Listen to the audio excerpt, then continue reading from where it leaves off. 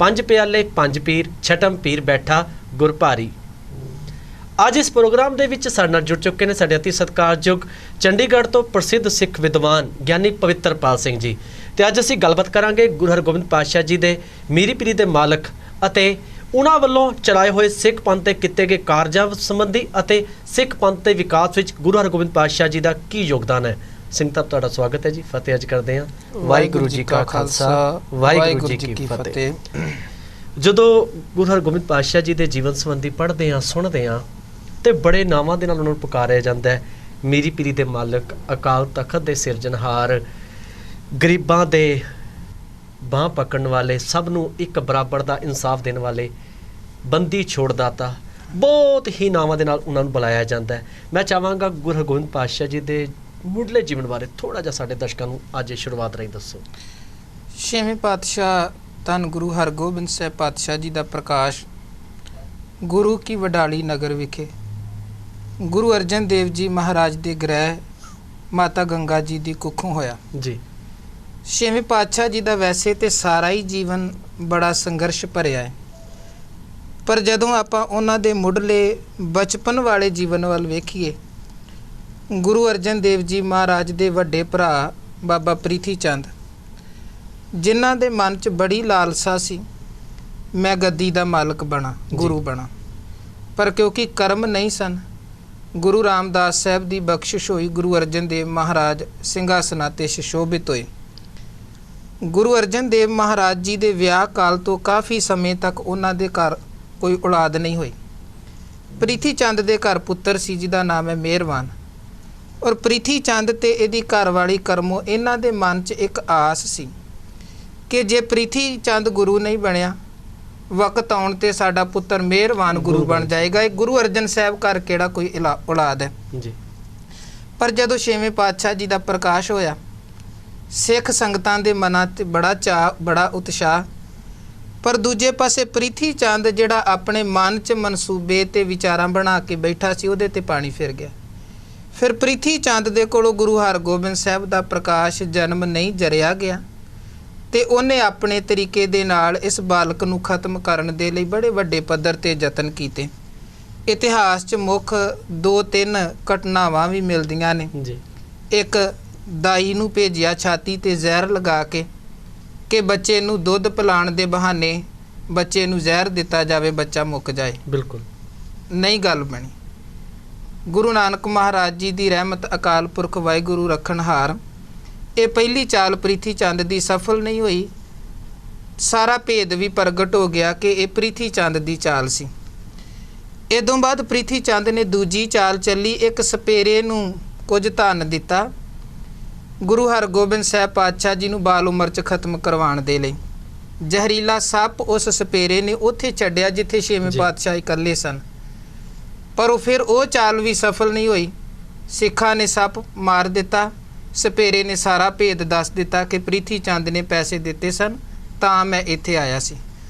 ਉਦੋਂ ਬਾਅਦ ਤੀਜੀ ਵਾਰ ਇੱਕ ਖਿਡਾਵਾ ਬ੍ਰਾਹਮਣ, ਜਿਹੜਾ ਗੁਰੂ ਹਰਗੋਬਿੰਦ ਸਾਹਿਬ ਜੀ ਦੀ ਬਾਲ ਉਮਰ ਦੇ ਵਿੱਚ ਸੇਵਾ ਕਰਦਾ ਸੀ, ਹਰ ਤਰ੍ਹਾਂ ਦਾ ਖਿਆਲ ਰੱਖਦਾ ਸੀ, ਪ੍ਰੀਥੀ ਚੰਦ ਨੇ ਪੈਸੇ ਦੇ ਕੇ ਉਹਦੇ ਈਮਾਨ ਨੂੰ ਖਰੀਦਿਆ ਕਿ ਬਾਲਕ ਨੂੰ ਦਹੀਂ ਦੇ ਵਿੱਚ ਜ਼ਹਿਰ ਮਿਲਾ ਕੇ ਦੇਣਾ ਹੈ।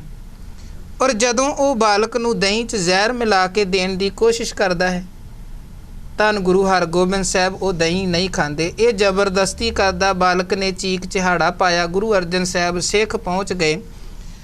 ਉਹ ਦੁੱਧ ਜਦੋਂ ਦਹੀਂ ਇੱਕ ਕੁੱਤੇ ਨੂੰ ਪਾਇਆ ਗਿਆ, ਖਾਂਦਿਆਂ ਹੀ ਉਹਦੀ ਮੌਤ ਹੋ ਗਈ। ਵੇਖ ਕੇ ਬ੍ਰਾਹਮਣ ਵੀ ਘਬਰਾ ਗਿਆ। ਇੱਕ ਤੇ ਉਹਨੇ ਸਾਰਾ ਕੁਝ ਦੱਸ ਦਿੱਤਾ, ਦੂਜੇ ਨੰਬਰ 'ਤੇ ਉਹਦੇ ਆਪਣੇ ਅੰਦਰ ਹੀ ਡਰ ਕਰਕੇ, ਘਬਰਾਹਟ ਕਰਕੇ ਇੰਨਾ ਸੂਲ, ਇੰਨਾ ਦਰਦ ਉੱਠਿਆ, ਉਹ ਆਪ ਵੀ ਨਾ ਬਚ ਸਕਿਆ। ਪਰ ਜਿਹੜਾ ਪ੍ਰੀਥੀ ਚੰਦ ਨੇ ਕੋਈ ਕਰਮ ਕੀਤਾ ਸੀ ਉਹ ਬਿਲਕੁਲ ਜ਼ਾਹਰ ਹੋ ਗਿਆ। ਪਹਿਲਾਂ ਇੱਕ ਦਾਈ ਨੂੰ ਭੇਜਿਆ, ਫਿਰ ਸਪੇਰੇ ਨੂੰ ਸੱਪ ਦੇ ਕੇ ਭੇਜਿਆ, ਫਿਰ ਇੱਕ ਖਿਡਾਵੇ ਦੇ ਰਾਹੀਂ ਬਾਲਕ ਨੂੰ ਜ਼ਹਿਰ ਦੇਣ ਦੀ ਕੋਸ਼ਿਸ਼ ਕੀਤੀ ਗਈ। ਥੋੜਾ ਬਹੁਤ ਰੋਕਾਂਗੇ। ਧੰਨ ਗੁਰੂ ਅਰਜਨ ਸਾਹਿਬ ਦੇ ਬਚਨ ਮੈਂ ਜ਼ਰੂਰ ਇੱਥੇ ਕਵਾਂਗਾ, ਉਸ ਤੋਂ ਬਾਅਦ ਆਪ ਜੀ ਨੇ ਅਗਲੀ ਵਿਚਾਰ ਕਹਿਣੀ। ਜਦੋਂ ਇਹ ਕੁਝ ਹੋਇਆ ਤੇ ਗੁਰੂ ਅਰਜਨ ਸਾਹਿਬ ਦੇ ਬਚਨ ਕਿਹੜੇ ਸਨ? ਮੇਰਾ ਸਤਿਗੁਰ ਰਖਵਾਲਾ ਹੋਆ, ਧਾਰ ਕਿਰਪਾ ਪ੍ਰਭ ਹਾਥ ਦੇ ਰਾਖਿਆ, ਹਰ ਗੋਬਿੰਦ ਨਵਾਂ ਨਰੋਆ, ਜਿਸ ਦਾ ਤੂੰ ਰਖਵਾਲਾ ਮਾਰੇ ਤਿਸ ਕਉ। ਬਿਲਕੁਲ ਭਾਈ ਸਾਹਿਬ, ਸੋਚਣ ਵਾਲੀ ਗੱਲ ਹੈ ਭਰਾ ਦਾ ਪੁੱਤਰ ਹੈ, ਗੁਰੂ ਘਰ ਦੀ ਸੇਵਾ ਕਰਦੇ ਪਏ ਨੇ, ਪਰੰਤੂ ਫਿਰ ਵੀ ਇੰਨੀ ਨਫ਼ਰਤ, ਇੰਨਾ ਸ਼ਰੀਕਾ। ਇਹ ਪ੍ਰਿਥੀ ਚੰਦ ਦਾ ਸੁਭਾਅ ਹੀ ਅੱਤ ਦਾ ਈਰਖਾਲੂ ਸੀ। ਧੰਨ ਗੁਰੂ ਅਰਜਨ ਸਾਹਿਬ ਹਮੇਸ਼ਾ ਨਿਮਰਤਾ 'ਚ ਰਹੇ। ਬੜੀ ਵਾਰ ਉਹਨਾਂ ਨੇ ਪ੍ਰਿਥੀ ਚੰਦ ਦੇ ਕੋਲ ਜਾ ਕੇ ਗੱਲ ਕੀਤੀ, ਇੱਦਾਂ ਦੇ ਲੜਾਈ ਝਗੜੇ ਠੀਕ ਨਹੀਂ। ਗੁਰੂ ਰਾਮਦਾਸ ਸਾਹਿਬ ਜੀ ਦੇ ਘਰ ਦੀ ਸਾਰੇ ਪਾਸੇ ਵਡਿਆਈ ਹੈ। ਬਿਲਕੁਲ। ਤੇ ਜਦੋਂ ਕੋਈ ਗਲਤ ਕਰਮ ਹੁੰਦਾ ਹੈ ਤੇ ਇਹ ਗੁਰੂ ਘਰ ਦੀ ਫਿਰ ਜੋ ਤੋਹੀਨ ਹੈ, ਅਪਜਸ ਫੈਲਦਾ ਹੈ। ਪਰ ਪ੍ਰਿਥੀ ਚੰਦ ਨੇ ਸਾਰੀ ਜ਼ਿੰਦਗੀ ਇਹ ਹੱਠ ਨਹੀਂ ਛੱਡਿਆ। ਵੈਸੇ ਬਾਣੀ 'ਚ ਇੱਕ ਇਹ ਜ਼ਿਕਰ ਵੀ ਆਂਦਾ ਹੈ ਕਿ ਜਿਹੜਾ ਗਲਤ ਬਿਰਤੀ ਵਾਲਾ ਮਨੁੱਖ ਹੈ, ਉਹਦਾ ਧਨ ਕਮਾਉਣ ਦਾ ਤਰੀਕਾ ਵੀ ਗਲਤ ਹੈ ਜੀ। ਬਿਲਕੁਲ। ਤੇ ਉਹਦਾ ਖਰਚਣ ਦਾ ਤਰੀਕਾ ਵੀ ਗਲਤ ਹੈ। ਬਿਲਕੁਲ। ਹੁਣ ਪ੍ਰਿਥੀ ਚੰਦ ਧਨ ਕਮਾਉਂਦਾ ਕਿਵੇਂ ਹੈ? ਸੰਗਤਾਂ ਗੁਰੂ ਘਰ ਭੇਟਾ ਲੈ ਕੇ ਆਂਦੀਆਂ ਨੇ, ਇਹ ਰਸਤੇ 'ਚ ਭੁਲੇਖਾ ਪਾ ਕੇ ਉਹ ਸੰਗਤਾਂ ਦੇ ਕੋਲੋਂ ਧਨ ਆਪਣੇ ਕਬਜ਼ੇ 'ਚ ਲੈਂਦਾ ਹੈ। ਇੱਦਾਂ ਧਨ ਕਮਾ ਰਿਹਾ ਹੈ ਤੇ ਅੱਗੇ ਧਨ ਖਰਚਦਾ ਕਿਵੇਂ ਹੈ? ਕਦੇ ਖਿਡਾਵੇ ਨੂੰ 500 ਦੇਣਾ, ਬਾਲਕ ਨੂੰ ਖਤਮ ਕਰ ਦਵੋ, ਕਦੇ ਸਪੇਰੇ ਨੂੰ ਦੇਣਾ, ਕਦੇ ਦਾਈ ਨੂੰ ਦੇਣਾ। ਗਲਤ ਕੰਮਾਂ ਵਾਲੇ ਪਾਸੇ ਹੀ ਸਾਰੀ ਜ਼ਿੰਦਗੀ ਪ੍ਰਿਥੀ ਚੰਦ ਲੱਗਾ ਰਿਹਾ। ਕਮਾਇਆ ਵੀ ਗਲਤ ਤੇ ਖਰਚਿਆ ਵੀ ਗਲਤ ਕਰ ਦਿੱਤਾ।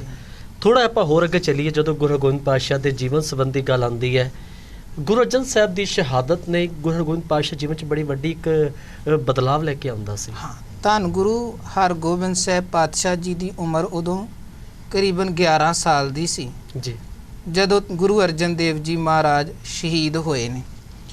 ਗੁਰੂ ਅਰਜਨ ਸਾਹਿਬ ਜੀ ਦੀ ਸ਼ਹਾਦਤ ਨੇ ਸਮੁੱਚੇ ਹੀ ਸਿੱਖ ਪੰਥ ਜਾਂ ਹਿੰਦੁਸਤਾਨ ਦੇ ਅੰਦਰ ਹੀ ਇੱਕ ਨਵੀਂ ਕ੍ਰਾਂਤੀ ਲਿਆਂਦੀ ਹੈ। ਔਰ ਗੁਰੂ ਅਰਜਨ ਸਾਹਿਬ ਨੇ ਸਾਨੂੰ ਜਿਉਣਾ ਵੀ ਸਿਖਾਇਆ ਹੈ ਔਰ ਸਾਨੂੰ ਮਰਨਾ ਵੀ ਸਿਖਾਇਆ ਹੈ। ਬਹੁਤ ਖੂਬ। ਧੰਨ ਗੁਰੂ ਅਰਜਨ ਦੇਵ ਮਹਾਰਾਜ ਲਾਹੌਰ ਸ਼ਹੀਦ ਹੋਏ। ਗੁਰੂ ਹਰਗੋਬਿੰਦ ਸਾਹਿਬ ਗੁਰਗੱਦੀ ਦੇ ਤਖਤ ਤੇ ਸੁਸ਼ੋਭਿਤ ਹੋਏ, ਕਿਉਂਕਿ ਉਹਨਾਂ ਪਹਿਲਾਂ ਹੀ ਬਚਨ ਕਹਿ ਦਿੱਤੇ ਸਨ ਕਿ ਸਾਡੇ ਤੋਂ ਬਾਅਦ ਗੁਰੂ ਨਾਨਕ ਦੇ ਘਰ ਦੀ ਸੇਵਾ ਇਹ ਸੰਭਾਲਣਗੇ ਜੀ। ਧੰਨ ਬਾਬਾ ਬੁੱਢਾ ਸਾਹਿਬ ਜੀ ਨੇ ਦਸਤਾਰਬੰਦੀ ਕੀਤੀ। 2 ਕਿਰਪਾਨਾਂ ਉਹਨਾਂ ਨੇ ਧਾਰਨ ਕੀਤੀਆਂ ਨੇ, ਮੀਰੀ ਦੀ ਤੇ ਪੀਰੀ ਦੀ। ਸਿੱਖੀ ਸਿਧਾਂਤ ਮੀਰੀ ਤੇ ਪੀਰੀ ਦੁਆਲੇ ਘੁੰਮਦਾ ਹੈ। ਬਿਲਕੁਲ। ਸਿੱਖ ਧਰਮ ਵਾਲੇ ਪਾਸੇ, ਪਰਉਪਕਾਰ ਵਾਲੇ ਪਾਸੇ, ਭਗਤੀ ਵਾਲੇ ਪਾਸੇ ਵੀ ਸਿਖਰ ਤੇ ਹੋਣਾ ਚਾਹੀਦਾ ਹੈ। ਤੇ ਜਦੋਂ ਜ਼ੁਲਮ ਦੀ ਇੰਤਹਾ ਹੋਵੇ ਤੇ ਸਿੱਖ ਦੇ ਹੱਥ ਦੇ ਵਿੱਚ ਸ਼ਮਸ਼ੀਰ ਵੀ ਹੋਣੀ ਚਾਹੀਦੀ ਹੈ। ਜਿਵੇਂ ਗੁਰੂ ਕਲਗੀਧਰ ਮਹਾਰਾਜ ਨੇ ਕਿਹਾ ਸੀ ਕਿ ਜਦੋਂ ਸਾਰੇ ਹੀ ਰਸਤੇ ਬੰਦ ਹੋ ਜਾਣ ਤੇ ਫਿਰ ਧਰਮੀ ਪੁਰਖਾਂ ਨੂੰ ਸ਼ਮਸ਼ੀਰ ਉਠਾਣੀ ਪੈਂਦੀ ਹੈ। ਗੁਰੂ ਅਰਜਨ ਸਾਹਿਬ ਜਦੋਂ ਸ਼ਹੀਦ ਹੁੰਦੇ ਨੇ, ਜ਼ਾਲਮਾਂ ਨੇ ਜ਼ਬਰ ਦੀ ਇੰਤਹਾ ਕੀਤੀ ਹੈ। ਇਦੋਂ ਵੱਡਾ ਜ਼ਬਰ ਕੀ ਹੋਰ ਹੋ ਸਕਦਾ ਹੈ? ਬਿਲਕੁਲ। ਤੇ ਗੁਰੂ ਅਰਜਨ ਸਾਹਿਬ ਨੇ ਸਬਰ ਦੀ ਇੰਤਹਾ ਕਰ ਦਿੱਤੀ। ਤਤੀ ਤਵੀ ਤੇ ਬੈਠਿਆਂ ਵੀ ਜਰ ਲੈਣਾ, ਉਬਲਦੀ ਦੇਗ 'ਚ ਬੈਠਿਆਂ ਵੀ ਤੇਰਾ ਕੀਆ ਮਿੱਠਾ ਲਾਗੇ ਦੇ ਬਚਨ ਗਾਉਣੇ, ਇਹ ਸਬਰ ਦੀ ਇੰਤਹਾ ਹੈ। ਬਿਲਕੁਲ। ਤੇ ਸਤਿਗੁਰੂ ਕਹਿਣ ਲੱਗੇ ਹੁਣ ਹਮੇਸ਼ਾ ਜ਼ਬਰ ਨੂੰ ਸਬਰ ਜਰਦਾ ਹੀ ਨਹੀਂ ਰਹੇਗਾ, ਜ਼ਾਬਰ ਨੂੰ ਮੂੰਹ ਤੋੜਵਾ ਜਵਾਬ ਵੀ ਦਿੱਤਾ ਜਾਏਗਾ। ਬਿਲਕੁਲ। ਮੈਂ ਤੁਹਾਨੂੰ ਥੋੜਾ ਤੇ ਹੋਰ ਰੋਕਾਂਗਾ ਸਿੰਘ ਸਾਹਿਬ ਜੀ। ਇਹ ਕਿਹਾ ਜਾਂਦਾ ਹੈ ਕਿ ਗੁਰੂ ਅਰਜਨ ਸਾਹਿਬ ਤੱਕ ਤਾਂ ਭਗਤੀ ਵਾਲਾ ਮਾਰਗ ਚੱਲਦਾ ਰਿਹਾ, ਪਰੰਤੂ ਗੁਰੂ ਅਰਜਨ ਸਾਹਿਬ ਦੀ ਸ਼ਹੀਦੀ ਤੋਂ ਬਾਅਦ ਇੱਕੋ ਦਮ ਗੁਰੂਆਂ ਨੇ ਆਪਣੇ ਹੱਥਾਂ ਵਿੱਚ ਹਥਿਆਰ ਚੱਕ ਲਏ। ਇਹ ਗੁਰੂ ਅਰਜਨ ਪਾਤਸ਼ਾਹ ਜੀ ਨੇ ਕਿਹਾ ਸੀਗਾ ਵੀ ਤਖਤ ਤੇ ਬੈਠਣਾ, ਬਿਰਾਜਮਾਨ ਹੋਣਾ ਤੇ ਵੈਸੇ ਤਾਂ ਦੇਖੋ ਮੂਲ ਕਾਰਨ ਗੁਰੂ ਨਾਨਕ ਦੇ ਘਰ ਜ਼ੁਲਮ ਦੇ ਵਿਰੁੱਧ ਆਵਾਜ਼ ਤੇ ਪਹਿਲੇ ਜਾਮੇ ਤੋਂ ਹੀ ਉਠਾਈ ਗਈ ਹੈ। ਜੀ ਬਿਲਕੁਲ। ਗੁਰੂ ਨਾਨਕ ਮਹਾਰਾਜ ਬਾਬਰ ਨੂੰ ਪਾਪ ਕੀ ਜੰਜ ਲੈ ਕਾਬਲੋਂ ਧਾਇਆ, ਜੋਰੀ ਮੰਗਿਆ ਦਾਨ ਵੇਰਾ ਲੋ। ਬਾਬਰ ਨੂੰ ਜ਼ਾਬਰ ਕਹਿੰਦੇ ਨੇ। ਹਮਾਯੂ ਗੁਰੂ ਅੰਗਦ ਸਾਹਿਬ ਤੇ ਸ਼ਮਸ਼ੀਰ ਚੁੱਕਦਾ ਹੈ ਕਿ ਇਹਨਾਂ ਨੇ ਮੇਰਾ ਸਤਿਕਾਰ ਨਹੀਂ ਕੀਤਾ, ਕਿਉਂਕਿ ਸਤਿਗੁਰੂ ਸਾਹਿਬ ਬੱਚਿਆਂ ਨੂੰ ਪੜ੍ਹਾਉਂਦੇ, ਸਿਖਲਾਈ ਦਿੰਦੇ ਪਏ ਸਨ। ਤੇ ਜਦੋਂ ਇਹਨੇ ਸ਼ਮਸ਼ੀਰ ਉਠਾਈ ਹੈ, ਗੁਰੂ ਅੰਗਦ ਦੇਵ ਮਹਾਰਾਜ ਕਹਿਣ ਲੱਗੇ ਜਿਹੜੀ ਫਕੀਰਾਂ ਦੇ ਉੱਤੇ ਤੂੰ ਸ਼ਮਸ਼ੀਰ ਚੁੱਕ ਰਿਹਾ ਹੈ, ਜਦੋਂ ਮੈਦਾਨੇ ਜੰਗ ਦੇ ਵਿੱਚ ਸ਼ਮਸ਼ੀਰ ਚੁੱਕਣ ਦਾ ਵਕਤ ਸੀ ਉਦੋਂ ਤੇਰੀ ਬਹਾਦਰੀ ਕਿੱਥੇ ਗਈ ਸੀ? ਜ਼ੁਰਤ ਵਿਖਾਣੀ, ਸੱਚ ਨੂੰ ਸੱਚ ਕਹਿਣਾ। ਗੁਰੂ ਅਰਜਨ ਦੇਵ ਮਹਾਰਾਜ ਦੇ ਸਮੇਂ ਵੀ ਸਿੱਖਾਂ ਨੇ ਬੇਨਤੀ ਕੀਤੀ ਸੀ, ਮਹਾਰਾਜ ਸੁਲਹੀ ਖਾਨ ਆਂਦਾ ਪਿਆ ਹੈ, ਤੁਸੀਂ ਹੁਕਮ ਕਰੋ ਤੇ ਅਸੀਂ ਜੇ ਗੱਲਬਾਤ ਨਹੀਂ ਤੇ ਕੋਈ ਹੋਰ ਉਪਾਅ ਕਰੀਏ। ਤ੍ਰਿਤੀਏ ਮਤਾ ਕਿਛ ਕਰੂੰ ਉਪਾਇਆ। ਉਪਾਇਆ ਦਾ ਅਰਥ ਕਿ ਅਸੀਂ ਫਿਰ ਮੁਕਾਬਲੇ ਦੇ ਲਈ ਅੱਗੇ ਹੁੰਦੇ ਹਾਂ ਜੀ। ਪਰ ਗੁਰੂ ਅਰਜਨ ਸਾਹਿਬ ਕਹਿਣ ਲੱਗੇ ਮੁਕਾਬਲੇ ਦਾ ਵਕਤ ਵੀ ਆਵੇਗਾ। ਸਹਿਜੇ ਸਹਿਜੇ ਸੂਰਬੀਰਤਾ ਅੰਦਰ ਭਰੀ ਗਈ, ਕਿਉਂਕਿ ਹਿੰਦੁਸਤਾਨ ਸਦੀਆਂ ਤੋਂ ਗੁਲਾਮ ਸੀ। ਤੇ ਜੇ ਕਾਇਰ ਬੰਦੇ ਦੇ ਹੱਥ 'ਚ ਸ਼ਮਸ਼ੀਰ ਪਕੜਾ ਵੀ ਦਿੱਤੀ ਜਾਏ ਤੇ ਦੁਸ਼ਮਣ ਹੋ ਸਕਦਾ ਤਾਕਤਵਰ ਹੋਵੇ ਤੇ ਉਹਦੀ ਸ਼ਮਸ਼ੀਰ ਖੋ ਕੇ ਉਸੇ ਨੂੰ ਖਤਮ ਕਰ ਦੇਵੇ। ਬਿਲਕੁਲ। ਪਹਿਲਾਂ ਮਾਨਸਿਕ ਤੌਰ ਤੇ ਮਜ਼ਬੂਤ ਕੀਤਾ ਗਿਆ। ਜਿਵੇਂ ਜ਼ਮੀਨ ਪਹਿਲਾਂ ਆਪਾਂ ਵਾਹੁੰਦੇ ਹਾਂ, ਖੇਤ ਨੂੰ ਤਿਆਰ ਕਰਦੇ, ਜੀ ਫਿਰ ਉਹਦੇ 'ਚ ਫਸਲ ਬੀਜੀ ਜਾਂਦੀ ਹੈ। ਗੁਰੂ ਸਾਹਿਬ ਨੇ ਪਹਿਲਾਂ ਇੱਕ ਮਾਨਸਿਕ ਜ਼ਮੀਨ ਤਿਆਰ ਕੀਤੀ ਹੈ ਕਿ ਸੋ ਜੀਵਿਆ ਜਿਸ ਮਨ ਵਸਿਆ ਸੋਏ, ਨਾਨਕ ਅਵਰ ਨਾ ਜੀਵੈ ਕੋਏ, ਜੇ ਜੀਵੈ ਪਤ ਲੱਥੀ ਜਾਏ, ਸਭ ਹਰਾਮ ਜੇਤਾ ਕਿਛ ਖਾਏ। ਗੁਰੂ ਅਰਜਨ ਦੇਵ ਜੀ ਮਹਾਰਾਜ ਦੀ ਸ਼ਹਾਦਤ ਨੇ ਇੱਕ ਐਸੀ ਕ੍ਰਾਂਤੀ ਲਿਆਂਦੀ, ਜਿਹੜੇ ਸਦੀਆਂ ਤੋਂ ਗੁਲਾਮ ਲੋਕ ਸਨ ਉਹਨਾਂ ਦਾ ਖੂਨ ਵੀ ਉਬਾੜੇ ਮਾਰ ਉੱਠਿਆ ਕਿ ਇਹ ਤੇ ਜ਼ਬਰ ਦੀ ਇੰਤਹਾ ਹੈ। ਯਾਨੀ ਕਿ ਤਿਆਰੀ ਗੁਰੂ ਨਾਨਕ ਸਾਹਿਬ ਤੋਂ ਹੋਣ ਲੱਗ ਗਈ ਸੀ ਹਥਿਆਰਬੰਦ ਲੈ ਬਿਲਕੁਲ ਤਿਆਰੀ। ਤੇ ਗੁਰੂ ਪਾਤਸ਼ਾਹ ਜੀ ਦਾ ਬਚਨ ਗੁਰੂ ਅਰਜਨ ਸਾਹਿਬ ਦਾ ਤਖਤ ਤੇ ਬੈਠਣਾ ਤੇ ਮੇਰੀ ਪੀਰੀ ਦੀਆਂ ਦੋ ਤਲਵਾਰਾਂ ਧਾਰਨ ਕਰਨੀਆਂ ਨੇ, ਪੂਰੇ ਹਥਿਆਰਬੰਦ ਹੋ ਕੇ ਬੈਠਣਾ ਤਖਤ ਤੇ। ਬਿਲਕੁਲ ਗੱਲਾਂ ਹੋਰ ਵੀ ਨੇ ਬਹੁਤ ਸਾਰੇ ਕਰਨ ਵਾਲੀਆਂ ਸਿੰਘ ਸਾਹਿਬ ਜੀ। ਗੁਰੂ ਹਰਗੋਬਿੰਦ ਪਾਤਸ਼ਾਹ ਨੇ ਮੇਰੀ ਪੀਰੀ ਕਿਵੇਂ ਧਾਰਨ ਕੀਤੀ, ਕਿਵੇਂ ਗੁਰਗੱਦੀ ਤੇ ਬੈਠੇ, ਬਾਬਾ ਬੁੱਢਾ ਜੀ ਨੇ ਕਿਹੜੇ ਕਾਰਜ ਕੀਤੇ, ਇਹਦੇ ਬਾਰੇ ਵੀ ਗੱਲ ਕਰਾਂਗੇ। ਸਮਾਂ ਆ ਗਿਆ ਛੋਟੀ ਬ੍ਰੇਕ ਦਾ। ਦੋਸਤੋ, ਜਾਣਾ ਕਿਤੇ ਨਹੀਂ, ਸਾਡੇ ਅਤੀ ਸਤਿਕਾਰਯੋਗ ਗਿਆਨੀ ਪਵਿੱਤਰਪਾਲ ਸਿੰਘ ਜੀ, ਜਿਨ੍ਹਾਂ ਨੇ ਬੜੇ ਸੋਹਣੇ ਢੰਗ ਦੇ ਵਿੱਚ ਗੁਰੂ ਨਾਨਕ ਸਾਹਿਬ ਤੋਂ ਲੈ ਕੇ ਗੁਰੂ ਅਰਜਨ ਸਾਹਿਬ ਤੱਕ ਕਿਹੜੀ ਵਿਉਂਤਬੰਦੀ ਸੀ, ਕਿਵੇਂ ਜ਼ਾਲਮ ਦਾ ਡਟ ਕੇ ਮੁਕਾਬਲਾ ਕਰਨਾ ਗੁਰੂ ਪਾਤਸ਼ਾਹ ਜੀ ਨੇ, ਤੇ ਗੁਰੂ ਅਰਜਨ ਸਾਹਿਬ ਨੇ ਕਿਵੇਂ ਸਬਰ ਨਾਲ ਜ਼ਬਰ ਦਾ ਡਟ ਕੇ ਮੁਕਾਬਲਾ ਕੀਤਾ, ਤੇ ਗੁਰੂ ਹਰਗੋਬਿੰਦ ਪਾਤਸ਼ਾਹ ਕਿਵੇਂ ਤਖਤ ਤੇ ਬਿਰਾਜਮਾਨ ਹੋਏ। ਹੋਰ ਵੀ ਬਹੁਤ ਸਾਰੀਆਂ ਗੱਲਾਂ ਨੇ ਗੁਰੂ ਹਰਗੋਬਿੰਦ ਪਾਤਸ਼ਾਹ ਜੀਵਨ ਨਾਲ ਸੰਬੰਧਿਤ, ਕਿਹੜੇ ਉਹਨਾਂ ਨੇ ਕਾਰਜ ਕੀਤੇ, ਸਾਰਾ ਵਿਸ਼ਾ ਤੁਹਾਡੇ ਰੂਬਰੂ ਕਰਾਂਗੇ। ਪਰੰਤੂ ਇੱਕ ਛੋਟੀ ਜਿਹੀ ਬ੍ਰੇਕ ਤੋਂ ਬਾਅਦ ਜੁੜੇ ਰਹੋ ਤੁਸੀਂ ਅਕਾਲ ਚੈਨਲ ਦੇ ਨਾਲ। ਪੰਜ ਪਿਆਲੇ ਪੰਜ ਪੀਰ, ਛਠਮ ਪੀਰ ਬੈਠਾ ਗੁਰ ਭਾਗ। 106 ਦੇਸ਼ਾਂ ਵਿੱਚ ਦੇਖੇ ਜਾ ਰਹੇ ਅਕਾਲ ਚੈਨਲ ਦੇ ਕੋਲ ਦੁਨੀਆ ਦੇ ਕਿਸੇ ਵੀ ਕੋਨੇ ਤੋਂ ਲਾਈਵ ਜਾਂ ਡੀ ਲਾਈਵ ਕਰਨ ਦੀ ਪੂਰੀ ਟੈਕਨੋਲੋਜੀ ਮੌਜੂਦ ਹੈ।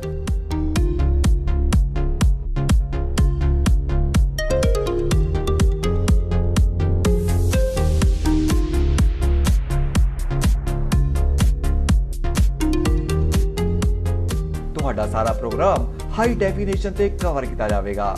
ਜੇ ਤੁਸੀਂ ਗੁਰੂ ਮਹਾਰਾਜ ਦੇ ਪੈਗਾਮ ਨੂੰ ਘਰ ਘਰ ਤੱਕ ਪਹੁੰਚਾਉਣਾ ਚਾਹੁੰਦੇ ਹੋ ਤਾਂ ਅੱਜ ਹੀ ਪ੍ਰੋਗਰਾਮ ਰਿਕਾਰਡ ਕਰਵਾਉਣ ਲਈ ਸੰਪਰਕ ਕਰੋ 07702748906 ਤੇ।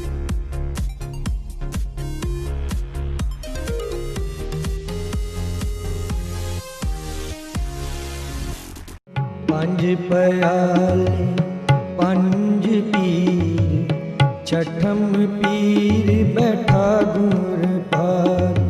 ਬ੍ਰੇਕ ਤੋਂ ਬਾਅਦ ਇੱਕ ਵਾਰ ਫਿਰ ਤੁਹਾਡਾ ਸਾਰਿਆਂ ਦਾ ਸਵਾਗਤ ਹੈ ਜੀ ਤੁਹਾਡੇ ਆਪਣੇ ਪ੍ਰੋਗਰਾਮ ਗੁਰੂ ਹਰਗੋਬਿੰਦ ਪਾਤਸ਼ਾਹ ਜੀ ਦੇ ਪ੍ਰਕਾਸ਼ ਪੁਰਬ ਨੂੰ ਸਮਰਪਿਤ। ਸਿੰਘ ਸਾਹਿਬ, ਬ੍ਰੇਕ ਤੇ ਜਦ ਪਹਿਲਾਂ ਆਪਾਂ ਗੱਲ ਕਰ ਰਹੇ ਸਾਂ ਕਿਵੇਂ ਗੁਰੂ ਅਰਜਨ ਪਾਤਸ਼ਾਹ ਜੀ ਦੀ ਸ਼ਹਾਦਤ ਹੋਈ, ਸਬਰ ਦਾ ਮੁਕਾਬਲਾ ਜ਼ਬਰ ਦੇ ਨਾਲ ਕੀਤਾ। ਬਾਬਾ ਬੁੱਢਾ ਜੀ ਨੇ ਬਕਾਇਦਾ ਗੁਰੂ ਹਰਗੋਬਿੰਦ ਪਾਤਸ਼ਾਹ ਜੀ ਨੂੰ ਤਖਤ ਤੇ ਬਿਠਾਇਆ। ਤਖਤ ਤੇ ਬਿਠਾਉਣ ਦੀ ਜਿਹੜੀ ਰਸਮ ਸੀਗੀ ਇਹ ਕਿਸ ਤਰੀਕੇ ਤਰ੍ਹਾਂ ਪੂਰੀ ਕੀਤੀ ਗਈ, ਜਾਂ ਹੋਰ ਵੀ ਕੋਈ ਇਸ ਨਾਲ ਘਟਨਾਵਾਂ ਜੁੜੀਆਂ ਨੇ? ਗੁਰੂ ਹਰਗੋਬਿੰਦ ਸਾਹਿਬ ਪਾਤਸ਼ਾਹ ਜੀ ਨੂੰ ਬਾਬਾ ਬੁੱਢਾ ਸਾਹਿਬ ਜੀ ਨੇ ਦਸਤਾਰਬੰਦੀ ਕੀਤੀ ਹੈ ਜੀ। ਮੀਰੀ ਪੀਰੀ ਦੀਆਂ 2 ਸ਼ਮਸ਼ੀਰਾਂ ਧਾਰਨ ਕੀਤੀਆਂ। ਗੁਰੂ ਹਰਗੋਬਿੰਦ ਸਾਹਿਬ ਪਾਤਸ਼ਾਹ ਤਖਤ ਤੇ ਬੈਠੇ ਨੇ। ਹੁਣ ਪਹਿਲੇ ਵੀ ਗੁਰੂ ਤਖਤ ਤੇ ਬੈਠਿਆ ਕਰਦੇ ਸਨ, ਬਿਲਕੁਲ, ਪਰ ਇਸ ਵਾਰ ਦਾ ਜਿਹੜਾ ਨਜ਼ਾਰਾ ਸੀ ਉਹ ਬਿਲਕੁਲ ਅਲੱਗ ਸੀ।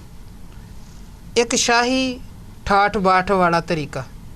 6ਵੇਂ ਪਾਤਸ਼ਾਹ ਜੀ ਪੂਰੀ ਤਰ੍ਹਾਂ ਸਜੇ ਨੇ, ਸੀਸ ਤੇ ਕਲਗੀ ਉਹਨਾਂ ਨੇ ਲਗਾਈ ਹੈ, 2 ਸ਼ਮਸ਼ੀਰਾਂ ਉਹਨਾਂ ਨੇ ਧਾਰਨ ਕੀਤੀਆਂ ਨੇ, ਔਰ ਤਖਤ ਤੇ ਬੈਠਦਿਆਂ ਹੀ ਜਿਹੜੇ ਉਹਨਾਂ ਨੇ ਐਲਾਨ ਕੀਤੇ ਨੇ ਕਿ ਹੁਣ ਅਸੀਂ ਗੁਲਾਮੀ ਦੀਆਂ ਜੰਜੀਰਾਂ ਤੋੜ ਦੇਵਾਂਗੇ। ਜਬ ਹਮਰੇ ਦਰਸ਼ਨ ਕੋ ਆਵੋ, ਹੋਏ ਸੁਚੇਤ ਤਨ ਸ਼ਸਤਰ ਸਜਾਵੋ, ਕਮਰ ਕਸਾ ਕਰ ਲੇਵੋ ਬਣਾਈ, ਹਮਰੀ ਖੁਸ਼ੀ ਹੋਵੇ ਅਧਿਕਾਈ। ਉਹਨਾਂ ਨੇ ਕੇਵਲ ਆਪ ਹੀ ਸ਼ਸਤਰ ਨਹੀਂ ਧਾਰਨ ਕੀਤੇ ਜੀ, ਸਾਰੀਆਂ ਸਿੱਖ ਸੰਗਤਾਂ ਨੂੰ ਵੀ ਸ਼ਸਤਰਧਾਰੀ ਹੋਣ ਦੇ ਬਚਨ ਕੀਤੇ ਹਨ, ਔਰ ਇਹ ਬਚਨ ਕੀਤੇ ਕਿ ਜਿਹਨੇ ਗੁਰੂ ਕੀਆਂ ਖੁਸ਼ੀਆਂ ਲੈਣੀਆਂ ਨੇ ਉਹ ਵਧੀਆ ਤੋਂ ਵਧੀਆ ਸ਼ਸਤਰ ਗੁਰੂ ਘਰ ਵਿਖੇ ਭੇਟ ਕਰੇ, ਉਹ ਹਾਥੀ ਘੋੜੇ ਗੁਰੂ ਘਰ ਵਿਖੇ ਭੇਟ ਕਰੇ, ਨੌਜਵਾਨ ਆਪਣੀਆਂ ਜਵਾਨੀਆਂ ਗੁਰੂ ਘਰ ਵਿਖੇ ਭੇਟ ਕਰਨ, ਬਹੁਤ ਖੂਬ, ਗੁਰੂ ਕੀਆਂ ਖੁਸ਼ੀਆਂ ਮਿਲਣਗੀਆਂ। ਬਹੁਤ ਖੂਬ। ਇਹ ਗੁਰੂ ਹਰਗੋਬਿੰਦ ਸਾਹਿਬ ਪਾਤਸ਼ਾਹ ਜੀ ਨੇ ਗੁਰਗੱਦੀ ਦੇ ਤਖਤ ਤੇ ਸੁਸ਼ੋਭਿਤ ਹੋਣ ਤੋਂ ਤੁਰੰਤ ਬਾਅਦ ਇਹ ਬਚਨ ਜਾਰੀ, ਹੁਕਮਨਾਮੇ ਜਾਰੀ ਕੀਤੇ। ਬਾਬਾ ਬੁੱਢਾ ਜੀ ਦਾ ਕੀ ਰੋਲ ਸੀ ਇੱਥੇ? ਧੰਨ ਬਾਬਾ ਬੁੱਢਾ ਸਾਹਿਬ ਬੜੀ ਬਿਰਧ ਅਵਸਥਾ ਉਦੋਂ ਹੋ ਚੁੱਕੀ ਸੀ, ਔਰ ਸਾਰੀ ਗੁਰੂ ਹਰਗੋਬਿੰਦ ਸਾਹਿਬ ਪਾਤਸ਼ਾਹ ਅਗਵਾਈ ਉਹਨਾਂ ਕੋਲੋਂ ਲੈ ਰਹੇ ਸਨ। ਵੈਸੇ ਤੇ ਵੇਖੋ ਗੁਰੂ ਨੂੰ ਕਿਸੇ ਦੀ ਅਗਵਾਈ ਦੀ ਜ਼ਰੂਰਤ ਨਹੀਂ ਹੈ, ਪਰ ਧੰਨ ਬਾਬਾ ਬੁੱਢਾ ਸਾਹਿਬ ਜੀ ਦਾ ਸਿੱਖ ਪੰਥ 'ਚ ਬੜਾ ਉੱਚਾ ਨਾਮ ਹੈ। ਮੈਂ ਇਤਿਹਾਸ 'ਚ ਪੜ੍ਹਿਆ ਹੈ, ਗੁਰੂ ਅਰਜਨ ਸਾਹਿਬ ਜਦੋਂ ਅੰਮ੍ਰਿਤਸਰ ਤੋਂ ਲਾਹੌਰ ਨੂੰ ਚੱਲੇ ਨੇ, ਪਤਾ ਹੈ ਉੱਥੇ ਸ਼ਹਾਦਤ ਹੋਣੀ ਹੈ, ਚਲਦਿਆਂ ਚਲਦਿਆਂ ਸਭ ਤੋਂ ਅਖੀਰਲਾ ਬਚਨ ਗੁਰੂ ਹਰਗੋਬਿੰਦ ਸਾਹਿਬ ਨੂੰ ਇਹ ਕੀਤਾ ਸੀ ਕਿ ਬਾਬਾ ਬੁੱਢਾ ਜੀ ਦਾ ਹਮੇਸ਼ਾ ਅਦਬ ਕਰਿਓ। ਲਾਹੌਰ ਸ਼ਹਾਦਤ ਤੋਂ ਪਹਿਲਾਂ ਜਿਹੜਾ ਸੰਦੇਸ਼ ਅੰਮ੍ਰਿਤਸਰ ਵਾਲੇ ਪਾਸੇ ਭੇਜਦੇ ਨੇ, ਉੱਥੇ ਵੀ ਇਹ ਬਚਨ ਕੀਤਾ ਗਿਆ ਕਿ ਬਾਬਾ ਬੁੱਢਾ ਸਾਹਿਬ ਦਾ ਹਮੇਸ਼ਾ ਅਦਬ ਕਰਨਾ। ਬੜੀ ਇੱਕ ਸਤਿਕਾਰਯੋਗ ਸ਼ਖਸੀਅਤ ਨੇ ਧੰਨ ਬਾਬਾ ਬੁੱਢਾ ਸਾਹਿਬ ਜੀ। ਗੁਰੂ ਹਰਗੋਬਿੰਦ ਸਾਹਿਬ ਪਾਤਸ਼ਾਹ ਜੀ ਨੂੰ ਸ਼ਸਤਰ ਵਿਦਿਆ ਦੀ ਸਿਖਲਾਈ ਉਹਨਾਂ ਨੇ ਦਿੱਤੀ ਸੀ, ਘੋੜ ਸਵਾਰੀ ਦੀ ਸਿਖਲਾਈ ਉਹਨਾਂ ਨੇ ਦਿੱਤੀ। ਜੇ ਆਪਾਂ ਇਦਾਂ ਕਹੀਏ, ਗੁਰੂ ਹਰਗੋਬਿੰਦ ਸਾਹਿਬ ਦੇ ਸਭ ਤੋਂ ਮੁਖੀ ਸਲਾਹਕਾਰ ਸਨ ਧੰਨ ਬਾਬਾ ਬੁੱਢਾ ਸਾਹਿਬ ਤੇ ਨਾਲ ਭਾਈ ਗੁਰਦਾਸ ਸਾਹਿਬ। ਵੈਸੇ ਕਿੰਨੀ ਅਜੀਬ ਗੱਲ ਹੈ, ਕਿੰਨੀ ਵੱਡੀ ਸ਼ਖਸੀਅਤ ਨੇ ਬਾਬਾ ਬੁੱਢਾ, ਜਿਨ੍ਹਾਂ ਨੇ 6 ਗੁਰੂ ਸਾਹਿਬਾਨਾਂ ਦੇ ਦੀਦਾਰ ਵੀ ਕੀਤੇ ਤੇ ਕਾਫੀ ਗੁਰੂ ਸਾਹਿਬਾਨਾਂ ਨੂੰ ਗੁਰਗੱਦੀ ਤੇ ਵੀ ਬਿਠਾਇਆ। ਗੁਰਗੱਦੀ ਦਾ ਜਿਹੜਾ ਰਸਮ ਸੀ ਗੁਰੂ ਸਾਹਿਬਾਨ ਉਹ ਵੀ ਅਦਾ ਕੀਤੀ। ਤਖਤ ਤੇ ਬਿਰਾਜਮਾਨ ਹੋਏ ਗੁਰੂ ਗੋਬਿੰਦ ਪਾਤਸ਼ਾਹ, ਮੀਰੀ ਤੇ ਪੀਰੀ ਦੀਆਂ 2 ਤਲਵਾਰਾਂ ਧਾਰਨ ਕੀਤੀਆਂ, ਐਲਾਨ ਵੀ ਕੀਤੇ। ਇਸ ਤੋਂ ਬਾਅਦ ਕਿਹਾ ਜਾਂਦਾ ਹੈ ਗੁਰੂ ਗੋਬਿੰਦ ਪਾਤਸ਼ਾਹ ਨੇ ਕੁਝ ਜੰਗਾਂ ਵੀ ਲੜੀਆਂ ਨੇ। ਹਾਂ, ਪਹਿਲਾਂ ਤੇ ਉਹਨਾਂ ਨੇ ਲੋਹਗੜ੍ਹ ਕਿਲ੍ਹਾ ਤਿਆਰ ਕੀਤਾ ਸ੍ਰੀ ਅੰਮ੍ਰਿਤਸਰ ਸਾਹਿਬ ਵਿਖੇ ਜੀ। ਅਕਾਲ ਤਖਤ ਸਾਹਿਬ ਦੀ ਰਚਨਾ ਕੀਤੀ। ਉਹ ਤਖਤ ਜਿੱਥੇ ਫਿਰ ਗੁਰੂ ਮਹਾਰਾਜ ਸੁਸ਼ੋਭਿਤ ਹੁੰਦੇ ਸਨ ਤੇ ਸਮੁੱਚੇ ਪੰਥ ਨੂੰ ਅਗਵਾਈ ਬਖਸ਼ਿਆ ਕਰਦੇ ਸਨ। 4 ਜੰਗਾਂ ਗੁਰੂ ਹਰਗੋਬਿੰਦ ਸਾਹਿਬ ਨੇ ਆਪਣੇ ਜੀਵਨ 'ਚ ਲੜੀਆਂ ਨੇ। ਪਹਿਲੀ ਜੰਗ ਸ੍ਰੀ ਅੰਮ੍ਰਿਤਸਰ ਸਾਹਿਬ ਵਿਖੇ ਹੋਈ ਹੈ, ਜਿਸ ਜੰਗ ਦਾ ਕਾਰਨ ਇੱਕ ਬਾਜ ਸੀ। ਦੂਜੇ ਨੰਬਰ ਤੇ ਗੁਰੂ ਮਹਾਰਾਜ ਜੀ ਦੀ ਜੰਗ ਮਹਿਰਾਜ ਵਿਖੇ ਹੋਈ, ਜਿਹਦਾ ਕਾਰਨ ਸੀ 2 ਘੋੜੇ ਦਿਲਬਾਗ ਤੇ ਗੁਲਬਾਗ, ਜਿਹੜੇ ਸਿੱਖ ਗੁਰੂ ਮਹਾਰਾਜ ਨੂੰ ਭੇਟ ਕਰਨ ਦੇ ਲਈ ਲਿਆ ਰਹੇ ਸਨ, ਪਰ ਰਸਤੇ 'ਚ ਮੁਗਲਾਂ ਨੇ ਉਹਨਾਂ ਨੂੰ ਆਪਣੇ ਕਬਜ਼ੇ 'ਚ ਕੀਤਾ। ਫਿਰ ਸਿੱਖ ਭਾਈ ਬਿਧੀ ਚੰਦ ਨੇ ਵਾਪਸ ਲਿਆਂਦੇ ਤੇ ਮੁਗਲ ਇਹਨੂੰ ਆਪਣੀ ਹੇਠੀ ਸਮਝਦਿਆਂ ਉਹਨਾਂ ਨੇ ਗੁਰੂ ਸਾਹਿਬ ਤੇ ਹਮਲਾ ਕੀਤਾ। ਤੀਜੀ ਜੰਗ ਉਹਨਾਂ ਦੀ ਸ੍ਰੀ ਹਰਗੋਬਿੰਦ ਸਾਹਿਬ ਵਿਖੇ ਹੋਈ। ਚੌਥੀ ਜੰਗ ਕਰਤਾਰਪੁਰਾ ਨਗਰ ਵਿਖੇ, ਜਿਸ ਜੰਗ ਦਾ ਕਾਰਨ ਸੀ ਪੈਂਦੇ ਖਾਂ ਦਾ ਹੰਕਾਰ। ਇਹ 4 ਜੰਗਾਂ ਉਹਨਾਂ ਨੇ ਲੜੀਆਂ ਤੇ ਚਾਰੇ ਹੀ ਜੰਗਾਂ ਦੇ ਵਿੱਚ ਗੁਰੂ ਮਹਾਰਾਜ ਜੀ ਦੀ ਗੁਰਸਿੱਖਾਂ ਦੀ ਹਮੇਸ਼ਾ ਫਤਿਹ ਹੋਈ ਹੈ, ਜਿੱਤ ਹੋਈ ਹੈ। ਭਾਵੇਂ ਸਿੱਖ ਫੌਜਾਂ ਦੇ ਕੋਲ ਪਹਿਲਾਂ ਲੜਨ ਦਾ ਕੋਈ ਤਜਰਬਾ ਨਹੀਂ ਸੀ, ਮੁਗਲ ਫੌਜਾਂ ਜੰਗਾਂ ਜੁੱਧਾਂ ਮੁਗਲ ਲੜਦੇ ਸਨ, ਬੜਾ ਤਜਰਬਾ ਸੀ, ਪਰ ਕਿਉਂਕਿ ਇਹ ਸਿੱਖ ਬੜੀ ਭਾਵਨਾ ਕੁਰਬਾਨੀ ਦੇ ਜਜ਼ਬੇ ਦੇ ਨਾਲ ਲੜਦੇ ਸਨ ਕਿ ਬੇਸ਼ੱਕ ਪੁਰਜਾ ਕੱਟ ਮਾਰੂੰ ਕਬੂ ਨਾ ਛਾੜਿਆ ਖੇਤ, ਇਹ ਭਾਵਨਾ ਦੇ ਨਾਲ ਲੜਦੇ ਸਨ। ਤੇ ਚਾਰੇ ਹੀ ਜੰਗਾਂ ਦੇ ਵਿੱਚ ਗਿਣਤੀ ਵੀ ਸਿੱਖ ਫੌਜਾਂ ਦੀ ਥੋੜੀ ਸੀ, ਫਿਰ ਵੀ ਉਹਨਾਂ ਨੇ ਜਿੱਤਾਂ ਹਾਸਲ ਕੀਤੀਆਂ। ਭਾਈ ਸਾਹਿਬ ਇੱਕ ਹੋਰ ਇੱਥੇ ਸ਼ਬਦ ਆਉਂਦਾ ਹੈ ਗੁਰੂ ਹਰਗੋਬਿੰਦ ਪਾਤਸ਼ਾਹ ਵਾਸਤੇ ਵਰਤਿਆ ਜਾਂਦਾ, ਬੰਦੀ ਛੋੜ ਦਾਤਾ। ਮੈਂ ਚਾਹਾਂਗਾ ਜਾਂਦੇ ਜਾਂਦੇ ਆਪਾਂ ਇਹ ਵੀ ਕਨਸੈਪਟ ਕਲੀਅਰ ਕਰ ਲਈਏ, ਕਿਉਂ ਬੰਦੀ ਛੋੜ ਕਿਹਾ ਜਾਂਦਾ ਸੀ? ਗੁਰੂ ਹਰਗੋਬਿੰਦ ਸਾਹਿਬ ਪਾਤਸ਼ਾਹ ਜੀ ਨੂੰ ਗੁਰੂ ਘਰ ਦੇ ਵਿਰੋਧੀਆਂ ਨੇ ਚਾਲਾਂ ਚੱਲੀਆਂ, ਗਵਾਲੀਅਰ ਦੇ ਕਿਲੇ 'ਚ ਨਜ਼ਰਬੰਦ ਕੀਤਾ ਗਿਆ। ਇੱਥੇ 52 ਰਾਜੇ ਸਨ, ਜਿਨ੍ਹਾਂ ਨੇ ਕਰੀਬਨ ਆਪਣੇ ਮਨ 'ਚੋਂ ਇਹ ਆਸ ਛੱਡ ਦਿੱਤੀ ਸੀ ਕਿ ਸਾਡੀ ਇੱਥੋਂ ਰਿਹਾਈ ਹੋਵੇਗੀ ਜੀ। ਜਹਾਂਗੀਰ ਨੂੰ ਗੁਰੂ ਮਹਾਰਾਜ ਜੀ ਦੀਆਂ ਵਡਿਆਈਆਂ ਦਾ, ਅਜ਼ਮਤਾਂ ਦਾ ਜਦੋਂ ਅਹਿਸਾਸ ਹੋਇਆ ਸਾਈਂ ਮੀਆਂ ਮੀਰ ਜੀ ਦੇ ਰਾਹੀਂ, ਫਿਰ ਜਹਾਂਗੀਰ ਨੇ ਗੁਰੂ ਹਰਗੋਬਿੰਦ ਸਾਹਿਬ ਨੂੰ ਬੇਨਤੀ ਭੇਜੀ, ਜੀ ਤੁਸੀਂ ਗਵਾਲੀਅਰ ਦੇ ਕਿਲੇ 'ਚੋਂ ਬਾਹਰ ਆ ਜਾਓ, ਮੈਂ ਭੁੱਲ ਦੀ ਖਿਮਾ ਮੰਗਦਾ ਹਾਂ। ਗੁਰੂ ਮਹਾਰਾਜ ਇਹਨਾਂ ਦੇ ਚਰਨ ਉਹਨਾਂ ਰਾਜਿਆਂ ਨੇ ਪਕੜ ਲਏ। ਮਹਾਰਾਜ ਜੇ ਤੁਸੀਂ ਚਲੇ ਗਏ ਤੇ ਅਸੀਂ ਤੇ ਸਾਰੀ ਜ਼ਿੰਦਗੀ ਇੱਥੇ ਰੁਲਦੇ ਰਵਾਂਗੇ।